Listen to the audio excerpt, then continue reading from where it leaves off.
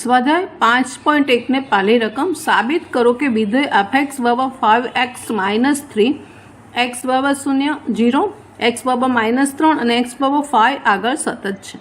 સૌથી પહેલાં તો આ વિધેય આ ધારો કે આ પોઈન્ટ આપ્યા છે, એ પોઈન્ટ ઉપર ક્યારે સતત થાય એની વ્યાખ્યા કઈ છે। તો વ્યાખ્યા આપણે ફોર્મ્યુલા પહેલાં જોઈ લઈએ કે ધારો કે વિધેય આપણે અહીંયા f છે અને ધારો કે વિધેય f લઈએ છીએ, f હોય, g હોય, h હોય, અહીંયા f લઈએ છીએ। હવે કોઈક બિંદુ, કોઈક point c belongs to df એટલે કે fના પ્રદેશમાં, fના જે પણ તમને વિધેય આપ્યો હોય fનો પ્રદેશ, આ વિધેય ધારો કે સુરેખ સમીકરણ વિધેય છે તો એનો પ્રદેશ, એના પ્રદેશમાં કોઈ બિંદુ c, તો આ એના પ્રદેશમાં છે આરમાં, તો આ પ્રદેશના તો આ c ને સમાવતા કોઈ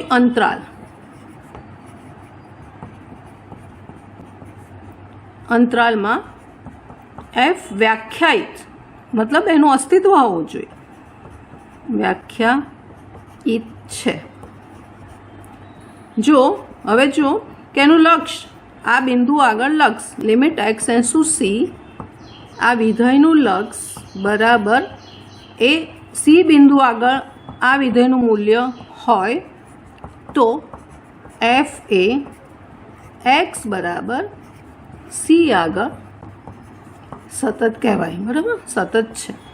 આ એની ફોર્મ્યુલા, એની વ્યાખ્યા છે, બરાબર। ખાસ સમજો કે c એના પ્રદેશમાં હોય અને c ને સમાવતા કોઈ પણ અંતરાલ એમાં f વ્યાખ્યાયિત છે।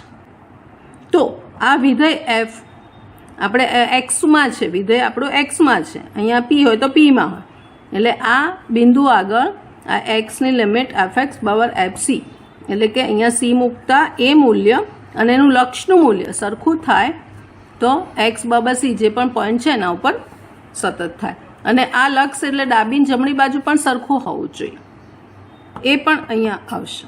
હવે પાલી રકમમાં વિધેય આપણી પાસે આ છે 5x - 3, 3 પોઈન્ટ આપેલા છે। હવે આની પરથી જઈએ આપણે કે ધારો કે આપણી પાસે પહેલું લઈએ, અહીંયા તો બિંદુ છે x બરાબર c બરાબર 0 આગળ ચેક કરવાનું છે, અહીંયા c છે ત્યાં 0 છે, તો આપણે આ ડેફિનેશન આના ઉપર જવાનું છે, તો અહીંયા સીધું જ મૂકી દઈશું, આ સીની જગ્યાએ 0 મૂકીશું, તો લિમિટ x → 0 f(x) આપણે શોધીશું, તો અહીંયા આપણી પાસે મળશે લિમિટ x → 0 f(x), એનું જે વિધેય આપ્યું છે એ 5x - 3 છે, અને હવે અહીંયા આપણે આની xની કિંમત 0 મૂકી દઈએ તો આપણને મળશે -3, બરાબર। આ કિંમત આવી -3 અને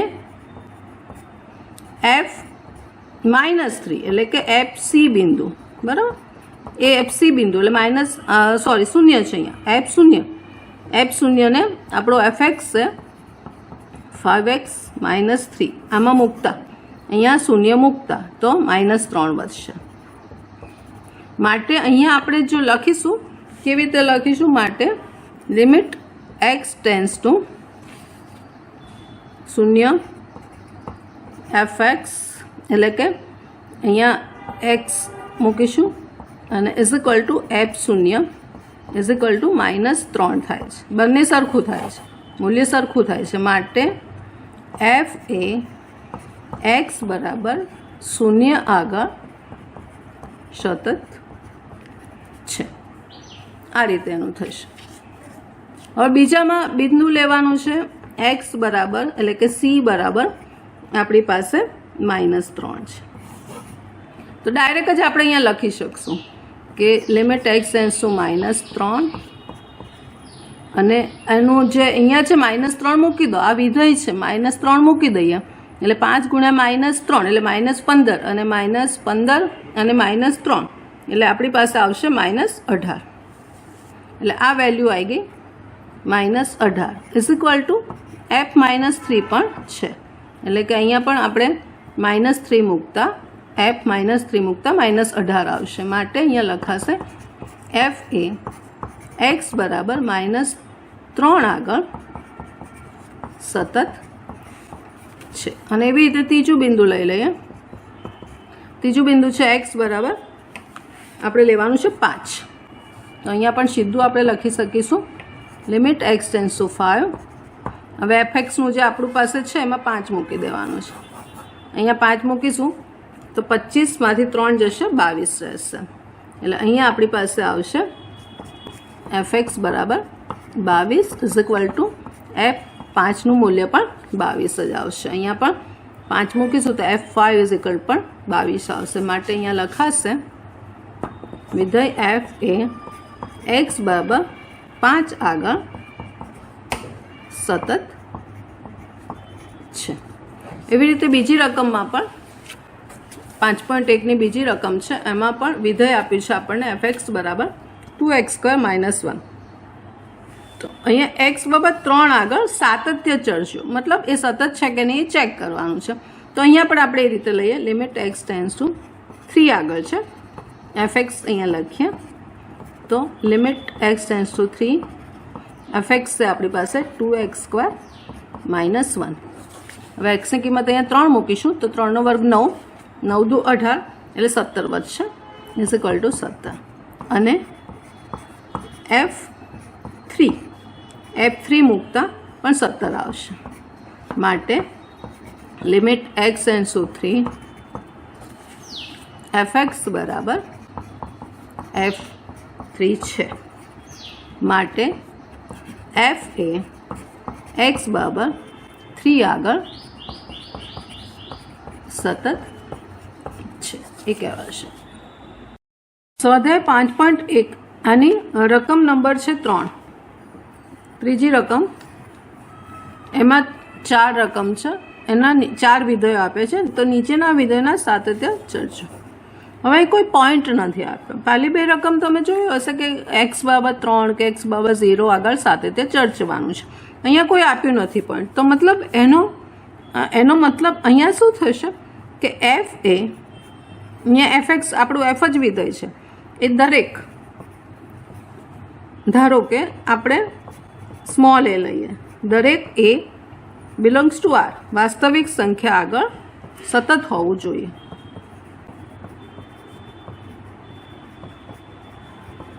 બરાબર એનો મતલબ આ થશે ચકાસો એટલું ખાલી આપે અને હોવું જોઈએ તો f એ r પર સતત થશે. આ દર્શાવે છે કે ક્યાંય કશું પોઈન્ટ આપ્યું નથી તો આ વિચારવાનું છે કંઈક પોઈન્ટ લઈ લેવાનું છે કે વાસ્તવિક બિંદુ લઈ લેવાનું છે એની ઉપર આ f સતત હોય તો f એ r ઉપર સતત છે. અહીંયા આપણને વિધેય આપ્યું છે fx બરાબર x - 5. તો અહીંયા આપણે કેવી રીતે લઈશું પોઈન્ટ લઈશું લિમિટ આગળ ખબર છે સતતની definition limit x tends to a fx બરાબર f એ થવું જોઈએ. આ એનું જે ચેક કરવાનું છે આ થશે. હવે અહીંયા આપણી પાસે વિધેય છે fx બરાબર x - 5 એ અહીંયા મૂકીએ તો આ આપણને મળશે. માટે x - 5 બરાબર અહીંયા એ મુકાઈ જશે a - 5 અને f એ અહીંયા a મૂકીશું તો અહીંયા પણ a - 5 થશે. માટે limit x tends to a fx બરાબર f એ છે.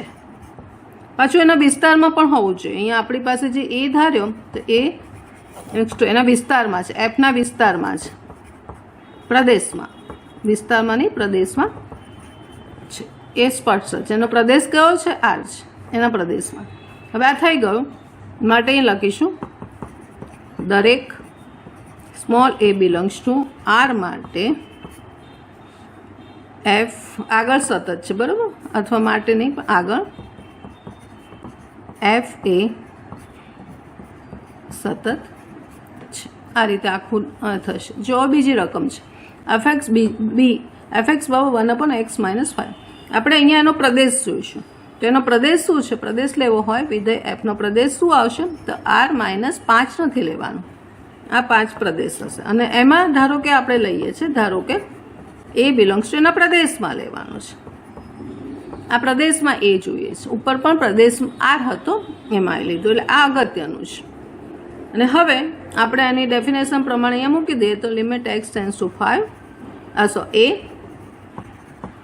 એફએક્સ બરાબર, અહીંયા એફએક્સનું સૂત્ર આ જ છે. હવે અહીંયા સૂત્રમાં એ મૂકતા અથવા ફરી વાર લખવું હોય તો limit x tense two 1/x - 5 is equal two આપણને મળશે 1/a - 5 અને એફ એ બિંદુ આગળ પણ 1/a - 5 માટે બંને સરખું આવ્યું અને માટે અહીંયા limit x tense two FX બરાબર એફ એ છે અને માટે એના પ્રદેશમાં એ સતત છે, એટલે એફ એ દરેક એ બિલોંગ્સ ટુ આર -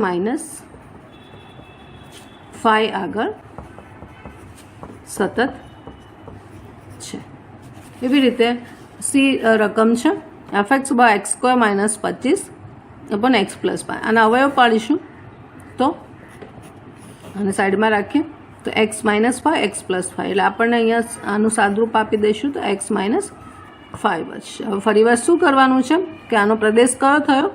x - 5 છે. આગળ આપણી પાસે એક રકમ હતી એમાં પણ x - 5 હતું, તો અહીંયા પણ આપણી પાસે મળશે એનો પ્રદેશ થશે આર થશે.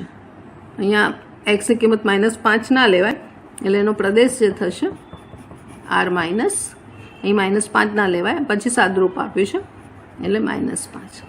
આ પ્રદેશમાં કોઈ એ છે, એ બિલોંગ્સ ટુ ડીએફ, એફનો ડોમેન પ્રદેશ. અને હવે પછી એની ફોર્મ્યુલા ચેક કરીએ તો limit x tense two a અને અહીંયા આપણી પાસે મળશે fx એ આપણને મળશે a - 5 અને f એ પણ મળશે a - 5. માટે અહીંયા limit x tense two fx બરાબર f એ છે. માટે દરેક એ બિલોંગ્સ ટુ આર - -5 આગળ એફ સતત છે. આ રીતે એનું લખવાનું, પ્રદેશમાં લખો. આગળ ચોથી રકમમાં માનાંક વિધેય છે, અહીંયા વિધેય માનાંક છે એટલે એનો પ્રદેશ ખબર હોવો જોઈએ. fx બરાબર x - 5, તો એનો પ્રદેશ આપણી પાસે છે, એફનો domain is equal to R છે અને આપણે એને આ પ્રદેશમાં એ લઈએ છીએ બિલોંગ્સ ટુ આર, પ્રદેશમાં લઈએ છીએ. હવે અહીંયા 3 ઓપ્શન થશે કારણ કે માનાંક વિધેય છે, એટલે એ લીધો છે તો એ ગ્રેટર દેન 5 થશે, એ ઇક્વલ 5 થશે અને અહીંયા લખીએ તો એ ગ્રેટર દેન 5, પછી ઇક્વલ લઈએ અને ત્રીજું લઈએ એ લેસ દેન 5. કેમ? કારણ કે માનાંક વિધેય છે એટલે આ 3 ઓપ્શન આપણને લેવા પડે. હવે એ ગ્રેટર દેન 5 હશે તો આની લિમિટ જોઈશું તો આ ધન મળશે, એ ગ્રેટર દેન 5 એની કિંમત 5થી મોટી છે એટલે limit x tense two fx, તો અહીંયા fx મૂકાશે લિમિટ એક્સ ટેન્સ ટુ અહીંયા પ્લસ છે બરાબર, ગ્રેટર દેન 5 છે તો અહીંયા મૂકાશે આપણી પાસે x - 5, એટલે આન્સર આવશે a - 5. પછી ઇક્વલ 5 છે તો ઇક્વલ 5 મૂકીશું તો limit x tense two fx બરાબર મળશે ઇક્વલ 5માં આપણને 0 મળશે. અને બીજું જોઈ લઈએ તો f એ બરાબર મળશે આપણને જે 5 અહીંયા તો મૂક્યું તો f એ, અહીંયા 5 છે, f એ મૂકીશું તો શું મળશે એ કિંમત ચેક કરવાની. હવે લેસ દેન માટે જોઈએ તો લેસ દેન માટે limit x tense two fx, હવે લેસ દેન 5 છે મતલબ અહીં શું થશે માઇનસ x માઇનસ વધશે, -x - 5 વધશે, એટલે એનો આન્સર શું આવશે -a - 5 આવશે. અને એમાં પણ એ સતત છે મતલબ એ લેસ દેન 5માં સતત થશે કારણ કે એની વેલ્યુ અહીંયા પણ મૂકીશું તો સેમ આવશે કારણ કે f એ આવશે જ. એવી રીતે અહીંયા પણ સતત આવશે, x ગ્રેટર દેન 5માં સતત છે બરાબર. તો ક્યાં સતત નથી? સતત ક્યાં નથી? આ 0 છે, અહીંયા એ બરાબર 5 મૂક્યું તો 0 આવે, તો સતત ક્યાં નથી? બરાબર. અહીંયા પણ સતત થશે કારણ કે અહીંયા એફ એ શૂન્ય મૂકીશું તો શૂન્ય જ મળશે. એફ એ બરાબર શૂન્ય, એટલે એક્સ એ બરાબર 5 માટે પણ સતત છે. માટે એફ એ